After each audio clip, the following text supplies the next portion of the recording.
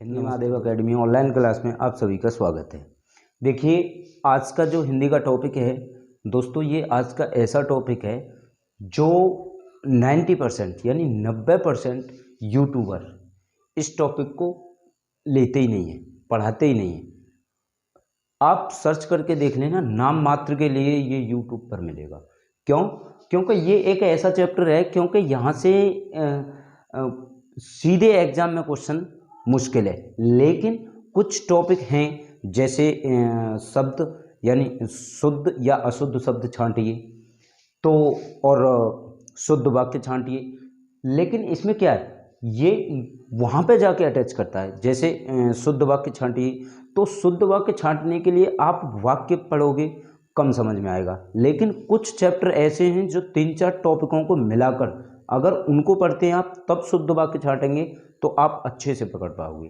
ऐसे ये टॉपिक है, ये वर्णमाला का एक छोटा सा टॉपिक है। जैसा मैंने आपसे वादा किया कि पूरा क्रम से चलूँगा, हर चीज़ लेके चलूँगा, तो मैं क्रम से ही चल रहा हूँ। इसमें क्या है, ये आज वर्तनी यानी आपको बहुत कुछ ऐसा नया सिखाएगा जो आप जानते हैं, ये तो बहुत ही अच्छी बात है। आप नहीं जानते तो इस टॉपिक के अंदर आपको बहुत कुछ नया सीखने को मिलेगा, ये मेरा वादा है दोस्तों। क्यों? क्योंकि 90% टीचर यूट्यूब पर इस टॉपिक को लेते ही नहीं है, क्योंकि ये इतना ज़्यादा खास है नहीं। वो क्या समझते हैं, ये इतना ज़्यादा खास ही नहीं है, लेकिन इसके अंदर, इस टॉपिक के अंदर ज्ञान बहुत है। देखिए, बर्तनी सबसे पहले आता है। बर्तनी देखिए दोस्तों, बर्तनी किसे कहते हैं? तो बर्तनी यानी किसी शब्द के भाव को, किसी शब्द के भाव को। देखिए, मैं आपसे बार बार बोल रहा हूँ, आप पूरा वीडियो देखिए, शांति से देखिए, बिना स्किप किए देखिए। क्यों? क्योंकि आपने कुछ स्किप कर दिया तो मान लो कि जो आना चाहिए शायद आपसे वो छूट जाए। तो 15-20 मिनट का, मुश्किल से 15-20 मिनट का वीडियो होगा, आप पूरा देखिए, क्रम से देखिए, और देखो आपको इसमें बहुत कुछ नया सीखने को मिलेगा। देखिए, बर्तनी, सबसे पहले हम बर्तनी किसे कहते हैं?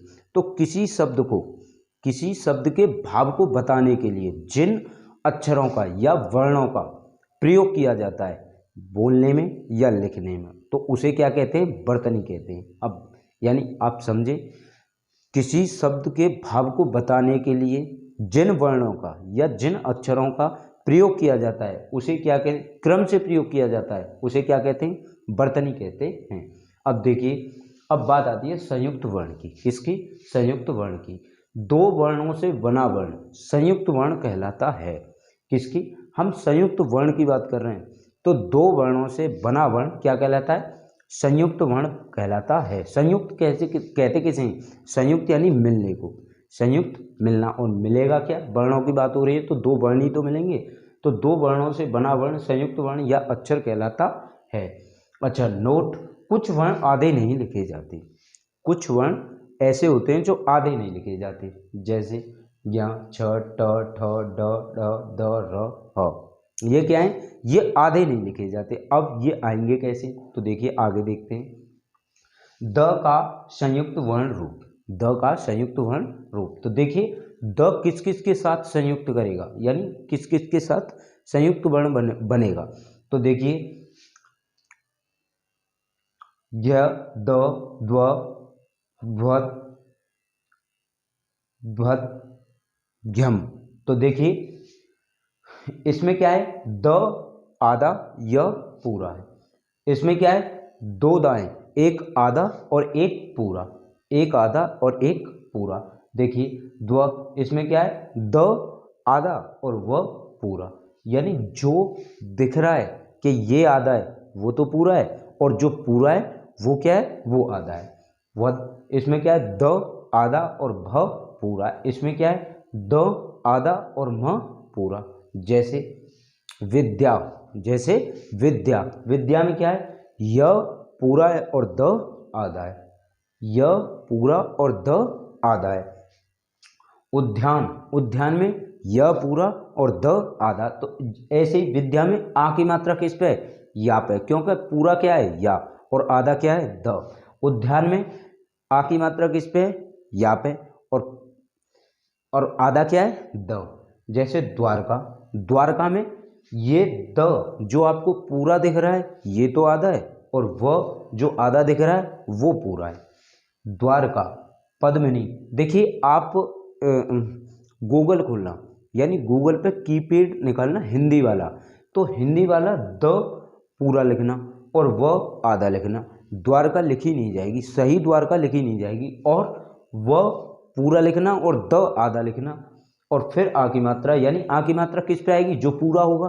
तो यानी व पर आ की मात्रा लगाना, पहले द लिखना आधा, फिर व और फिर आ की मात्रा र क आ की मात्रा, द्वारका, द्वारका लिखी जाएगी। ऐसी पद्मिनी लिखना। अब देखिए, उम्मीद करता हूँ दोस्तों यहाँ तक आप समझ गए होंगे। अब ह का संयुक्त रूप, ह का संयुक्त रूप, देखिए ह किस किस के साथ आएगा, संयुक्त रूप किसके साथ बनाएगा, तो देखिए व के साथ, य के साथ, म के साथ, ल के साथ और न के साथ। तो देखिए यहाँ ह आधा है और वह पूरा है, यानी वह दिख क्या रहा है, आधा, लेकिन वह क्या है, पूरा। और यहाँ ह दिख क्या रहा है, पूरा, और लेकिन है क्या, आधा। ऐसे ही यहाँ यह दिख क्या रहा है, आधा, लेकिन है क्या, पूरा। और ह दिख रहा है पूरा, लेकिन है क्या, आधा। यहाँ ह दिख रहा है पूरा, लेकिन है क्या, आधा। म दिख रहा है आधा, लेकिन है क्या, पूरा, म। ऐसे ह और ल में ह पूरा दिख रहा है, ल आधा दिख रहा है, लेकिन ल पूरा है और ह आधा है। ऐसे ही ह और न में न आधा दिख रहा है, ह पूरा दिख रहा है, लेकिन ह आधा है और न पूरा है। अब ऐसे ही एग्जाम्पल देखिए, व्हेल, क्या, व्हेल, इसमें ह पूरा दिख रहा है ना, ह नहीं, वह पूरा है इसमें, क्या, वह। क्यों, क्योंकि ये शब्द, यानी कुछ वर्ण ऐसे हैं जो आधे लिखे नहीं जाते, आधे नहीं लिखे जाते, तो जो पूरे उन्हें आधा लिखते हैं, और जो आधे लिखे नहीं जाते उन्हें पूरा लिखते हैं। लेकिन होते क्या है, वो आधे, और जो आधे लिख रहे हैं होते क्या है, वो पूरे। जैसे ब्रह्मा, क्या, ब्रह्मा। तो देखिए ब्रह्मा में ये पीछे जो दिख रहे हैं ना, म पूरा है, म पे आ की मात्रा और ह आधा है, तो ह आधा है तो ह पे तो कोई मात्रा नहीं होगी, म पे आ की मात्रा है, तो ब्रह्मा में ह आधा और म पूरा है। ऐसे अहलाद, क्या, अहलाद, ल पूरा और ह आधा। उम्मीद करता हूँ दोस्तों यहाँ तक आप सब कुछ समझ गए होंगे। अब देखिए र, क्या, र, ये बहुत इंपॉर्टेंट है। क्यों, क्योंकि र का संयुक्त वर्ण रूप, र का संयुक्त वर्ण रूप, यानी र की मात्रा। अब हम क्या देखेंगे, र की मात्रा। तो देखिए र का पदेन रूप, र का पदेन रूप, यानी र जो नीचे उड़ाते हो ना आप, जो नीचे र उड़ता है वो क्या कहलाता है, पदेन। और जो ऊपर उड़ता है उसे क्या कहते हैं, रेफ। यानी जो ऊपर उड़ता है उसे क्या कहते हैं, रेफ, और जो नीचे उड़ता है उसे क्या कहते हैं, पदेन। तो देखिए र का पदेन रूप, यानी नीचे वाला, तो यहाँ र पूरा होता है, यहाँ यानी पदेन वाला रूप जो होता है ना, जो नीचे उड़ता है वो क्या होता है, पूरा। यहाँ र पूरा होता है, लेकिन जिस वर्ण पर लगता है वो क्या हो जाता है, आधा।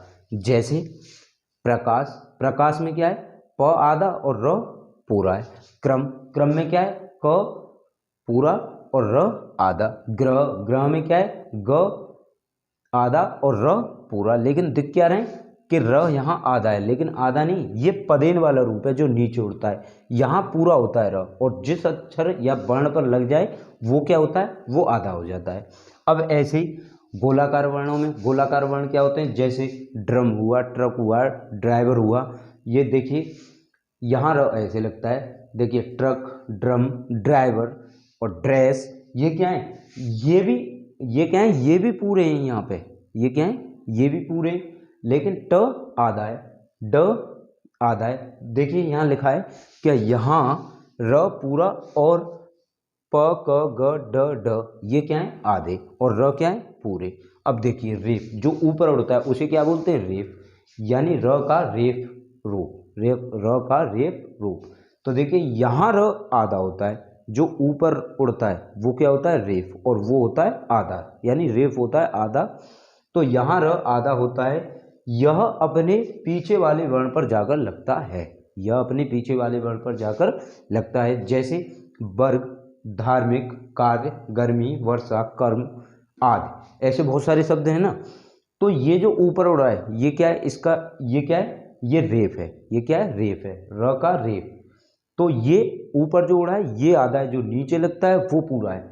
अच्छा, र का उ के साथ रूप, र का उ के, देखिए रू, रू ये क्या है, र आधा और उ, यहाँ उ छोटा है और रू, और यहाँ रू, र आधा और उ, यहाँ उ बड़ा है। देखिए अब यहाँ इसकी बात करते हैं, ड और ण का प्रयोग। यानी देखिए ड और ण, यानी ड होता है, एक तो ड होता है और एक ड यानी जिसके नीचे बिंदी आती है, और एक जिसके नीचे बिंदी नहीं है। तो ये कहाँ प्रयोग में आएंगे, ड और ड। तो देखिए ड जिसके नीचे बिंदी नहीं होती, जब हम कोई शब्द लिखते हैं तो ये सबसे आगे आएगा, जिसके नीचे बिंदी नहीं होती। जैसे जैसे डमरू, डमरू जब हम डमरू लिखेंगे तो जिसके नीचे बिंदी नहीं है, जो बिना बिंदी वाला है, ड सबसे आगे आएगा। डमरू, डकार, डकैत, डरावना, डलिया आदि, ऐसे क्या बहुत सारे शब्द हैं। अब जिसके नीचे ड, यानी ड के नीचे जो बिंदी होती है वो ड कहाँ आएगा, तो आगे, यानी आगे क्या आएगा, बिना बिंदी वाला। तो आगे न आकर दूसरे नंबर पर, तीसरे पर, बीच में, सबसे पीछे कहाँ क्या आएगा, बिंदी वाला ड, यानी क्या आएगा, ड। तो देखिए जैसे जाड़ा, तो पीछे आया ना जाड़ा, यानी ये बिंदी वाला ड आएगा। सड़क, सड़क यानी बीच में आया ना ड, यानी बिंदी वाला, सड़क, तड़प, नाड़ी, उड़ान, ऐसे बहुत सारे शब्द हैं। अब देखिए, अब ड़ और ड़, यानी यहाँ भी बिंदी वाले हैं दो, ड और ड़ का प्रयोग, ड़ और ड़ का प्रयोग, यानी एक बिंदी वाला और एक बिना बिंदी वाला।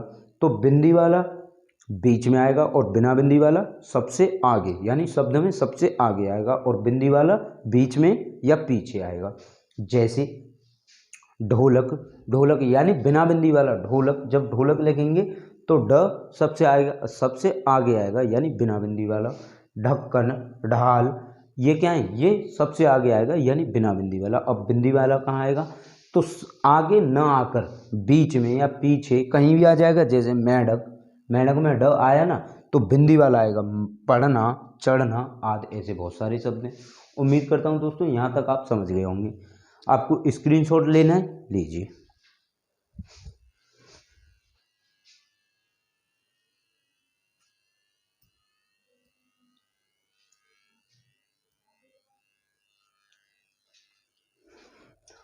हो गया दोस्तों। देखिए अब हम बात करेंगे पंचमा अक्षर। क्या, पंचमा अक्षर, यानी जिसके ऊपर अनुस्वार आता है। तो अनुस्वार कहाँ आता है और कहाँ नहीं आता, तो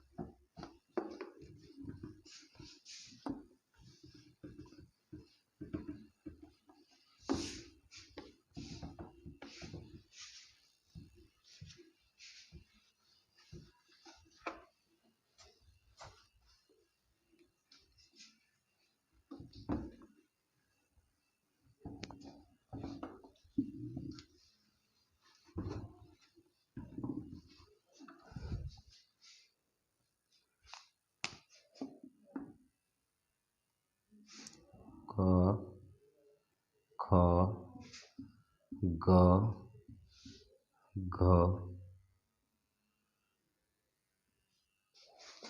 ञ,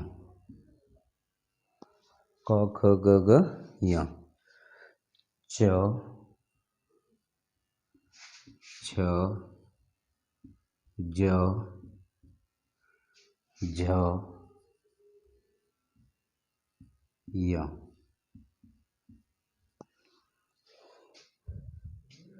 ट, ठ, ड, ट, ठ, ड, ढ, ण, ण,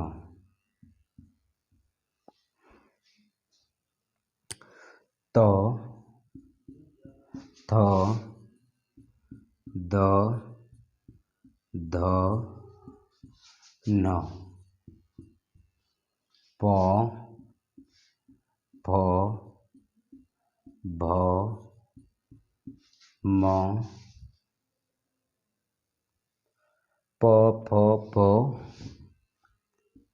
ब, भ, म। तो देखिए पंचमा अक्षर,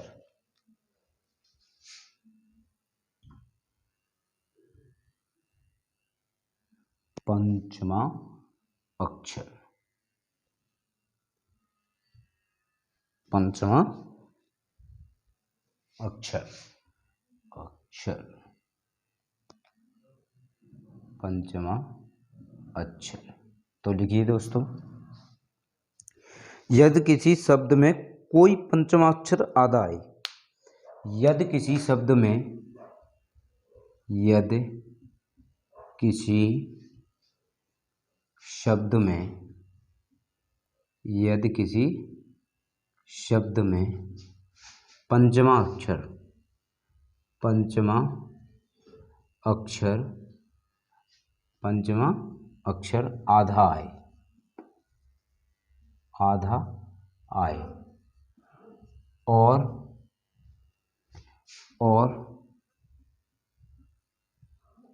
उसी वर्ण का, उसी वर्ग का, उसी वर्ग का कोई अक्षर आए, कोई अक्षर, कोई अक्षर आए, तो पंचमा, पंचमा अक्षर अनुस्वार, अनुस्वार में बदल जाता है, बदल जाता है। देखिए जैसे